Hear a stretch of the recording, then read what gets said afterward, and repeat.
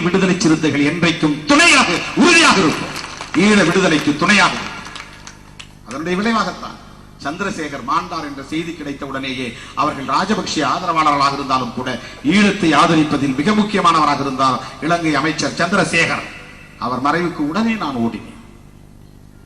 தமிழக தேசிய தலைவருடைய தந்தை வேலுப்பிள்ளை அவர்கள் இறந்தார் என்ற செய்தி கேட்டது என்றால் தாங்கிக் கொள்ள முடியவில்லை. உடனடியாக நான் தொடர்பு கொண்டு அங்கே நான் வருகிறேன் என்று சொன்னேன். நீங்கள் வந்தால் விடமாட்டார்கள் என்று சொன்னார்கள். பரவாயில்லை, நான் வந்து அங்கே பார்த்துக் கொள்கிறேன் என்று போய் இறங்கினேன். ஆனால் எந்த சிக்கலும் இல்லாமல் நான் போக முடிந்தது. ஒரு மாவீரனை தந்த மாவீரர் வேலுப்பிள்ளை அவர்களின் தலைமாட்டில் நின்று 2 சொட்டு கண்ணீர் வெடித்த நிலையில்தான் நான் ஆறுதல் அடைந்தேன். அந்த தலைவனின் தந்தை மாவீரர் வேலுப்பிள்ளை அவர்களின் காலடிகளை தொட்டு, அவரை ஈன்ற தாயின் காலடிகளை தொட்டு வணங்கிவிட்டு வந்தேன்.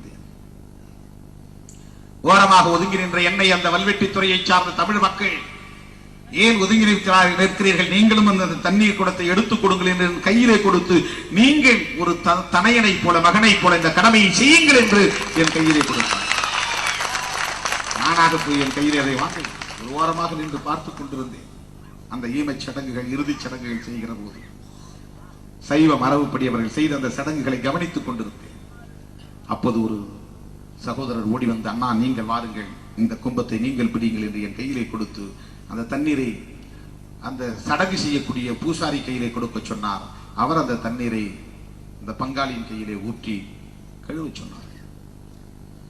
கடைசி வரையில் அந்த சிறைக்கு தீ மூட்டி விட்டு நான் கடைசி வரையில் நின்று அந்த தந்தையின் உடல் தீயிலே சங்கமிக்கிற வரையில் நின்று அவருக்கு வீர வணக்கம் செலுத்தி விட்டு வந்தேன். இதுவெல்லாம் விளம்பரத்திற்காக அல்ல, அல்லது யாரும் ஈழத்தமிழர்கள் ஓட்டு போட போவதில்லை திருமாவளவனுக்கு. தமிழ்நாட்டிலும் சரி, உலகம் எங்கும் வாழ்கிற தமிழர்களும் சரி, ஈழத்தமிழர்கள் ஓட்டு போட போவதில்லை, ஓட்டுக்காக செய்யவில்லை. இது விடுதலை சிறுத்தைகளின் வரலாற்று கடமை. நாடாளுமன்ற உறுப்பினராக நான் அந்த குழுவிலே இடம்பெற்று போன போது எனக்கு மரியாதை இருந்தது, பாதுகாப்பு இருந்தது. அப்போது கூட யாராவது ஏதாவது செய்தால் கூட யாரும் கேட்பதற்கு நாதி இல்லை. யாரோ ஒரு தமிழ் குழு சுட்டு விட்டான் என்று சொல்லிவிட்டு போய் விடுவார்கள். 1 நாள் 2 நாள் அறிக்கை வரும், அவ்வளவுதான், முடிந்தது கதை என்று இங்கே பல பேர் மகிழ்ச்சி அடைந்திருப்பார்கள். அதை பற்றி நான் கவலைப்படவில்லை, போனேன். சந்திரசேகர் மறைவுக்கும் வேலுப்பிள்ளை ஐயா அவர்களின் மறைவுக்கும் நான் போன போது ஒரு நாடாளுமன்ற உறுப்பினர் என்று அரச பிரதிநிதியாக நான் போகவில்லை, ஒரு சாதாரண தமிழனாக நான் போய் இறங்கினேன். எனக்கு எந்த பாதுகாப்பும் கிடையாது, என்னுடைய பாதுகாப்புக்கு எந்த உத்தரவாதமும் கிடையாது. தமிழிலேயே தமிழர்களிலேயே ஏராளமான குழுக்கள் இருக்கிறார்கள். யார் வேண்டுமானாலும் எது வேண்டுமானாலும் செய்யலாம், சிங்களவர்கள் செய்யலாம். நான் ஒரு பயணியாக போய் வரிசையில் நின்றவுடன் எங்கேயோ ஒரு கேமராவில் இருந்து என்னை பார்த்துவிட்டு ஒரு ஆள் ஓடி வந்து, நீங்கள் ஏன் வரிசை நிற்கிறீர்கள், வாருங்கள் என்று அழைத்துக் கொண்டு போய் எனக்கு முத்திரை குத்தி வெளியே அனுப்பிவிட்டான். நீங்கள் திருமாவளவன் தானே என்று கேட்டான். ஆமாம் என்று சொன்னேன். தமிழில் தான் பேசினான். அவன் அங்கே பணி செய்யக்கூடிய ஒரு தமிழன், ஒருவேளை சிங்களவனாக கூட இருக்கலாம், தமிழ் தெரிந்த சிங்களவனாக கூட இருக்கலாம். நான் பயணிகளோடு பயணியாக ஒரு மூலையிலே நின்று கொண்டிருந்தேன், வரிசையிலே கடைசியில். அவன் கேமராவில் இருந்து பார்த்துவிட்டு என்னை வந்து என் கையை பிடித்து அழைத்துக் கொண்டு போய் வேறொரு கவுண்டரிலே நிறுத்தி எனக்கு தனிப்பட்ட முறையிலே சீல் குத்தி சீக்கிரம் போங்கள் என்று அனுப்பினான். அப்போது கேட்டான், நீங்கள் வேலுப்பிள்ளையினுடைய மறைவுக்கு வந்தீர்களா என்று கேட்டான். ஆமாம் என்று சொன்னேன். அந்த அளவுக்கு வாட்ச் பண்ணுகிறார்கள், கண்காணிக்கிறார்கள். அடையாளம் தெரிகிறது திருமாவளவன் யாரு. என்னை வாருங்கள் என்று எங்காவது ஒரு இடத்தில் அழைத்துக் கொண்டு போய் 4வது மாடியிலே வைத்து சித்திரவதை செய்தால் யாருக்கு என்ன தெரிய போகிறது? அதை பற்றி நான் கவலைப்படவில்லை. இதெல்லாம் முடித்துக் கொண்டு நான் மறுபடியும் கொழும்பு விமான நிலையத்துக்கு வந்து நிற்கிறேன். தமிழ்நாட்டுக்கு வருகிற சில ஈழத் தமிழர்கள் என்னை பார்த்து, இவர் திருமாவளவன், இவர் திருமாவளவன் என்று 2 பெண்கள் பேசிக் கொள்கிறார்கள். இவர்கள் சொன்னதை கேட்டு நான் திரும்பி பார்த்தேன், புன்னகைத்தேன். வாருங்கள் என்று கிட்டு அழைத்து பேசினேன். பயந்து பயந்து என்னிடத்திலே வந்தார்கள், பேசினார்கள். உடனே படம் பிடித்துக் கொண்டார்கள்.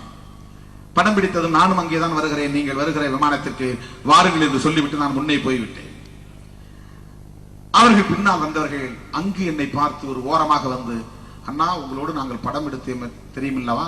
ஆமாம். இதை பார்த்துவிட்டு எங்களை தனியே குறிப்பிட்டு மிரட்டினார்கள். அங்கு இருக்கக்கூடிய வேலை செய்யக்கூடிய யாரோ ஒரு உளவுத்துறையை சார்ந்தவன், நீ திருமாவளவனோடு தானே பேசினாய், அவரோடு தான் படம் எடுத்தாய், அவரோடு தான் ஊருக்கு போகிறாயா என்று கேட்டார்கள். இல்லை இல்லை, அவரை இங்கேதான் நான் பார்த்தேன். இதற்கு முன் நீ பார்க்கவில்லையா? இதற்கு முன் நான் பார்த்ததில்லை. எப்படி அவருக்கு உங்க அடையாளம் தெரியும்?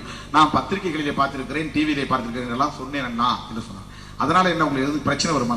இல்ல இல்ல, எங்களை மிரட்டினாங்க, எங்களுக்கு ஒரு மாதிரி பயமா இருக்கு, அவங்க கூப்பிட்டு எங்களை விடுவாங்களோ மாட்டாங்களோ நினைச்சோம், அதுதான் உங்கள்ட்ட படம் எடுக்கிறதுக்கு நான் பயந்தேன் அப்படின்னு சொன்னாங்க. திருமாவளவனோடு படம் எடுப்பதை கூட கண்காணித்து அச்சுறுத்தக்கூடிய வகையிலே விசாரிக்கக்கூடிய மனநிலை சிங்களவர்களின் கைகளிலே இருக்கிறது, அல்லது அந்த அரசுக்கு இருக்கிறது. அப்படிப்பட்ட நிலையில் நான் அங்கே பயணம் போகிறேன் என்று சொன்னால் என்னை எது வேண்டுமானாலும் எந்த நேரத்திலும் எந்த சூழலிலும் செய்யலாம்.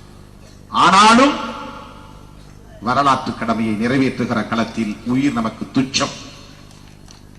வரலாற்று கடமை. எனவே தமிழீழ தேசிய தலைவர் மேதகு பிரபாகரன் இல்லை, விடுதலை சிறுத்தைகளின் சார்பில் ஒருவராவது அங்கே போய் நிற்க வேண்டும் என்கிற அடிப்படையில் நான் அங்கே போய் நின்றேன்.